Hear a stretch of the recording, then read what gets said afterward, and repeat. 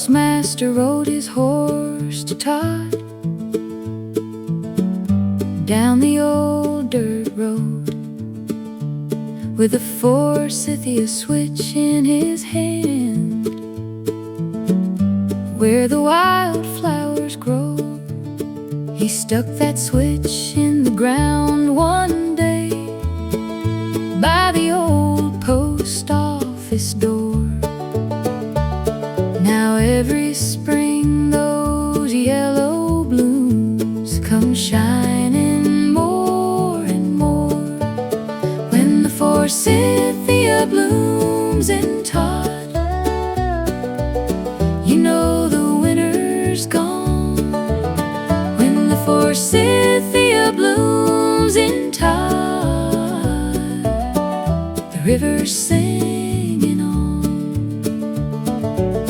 Golden flowers along the hills, warm winds start to blow.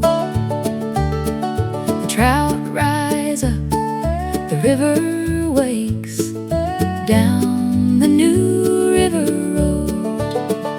Now we gather up the blossoms bright in the warming springtime air, for little tea or syrup sweet from the flowers growing there.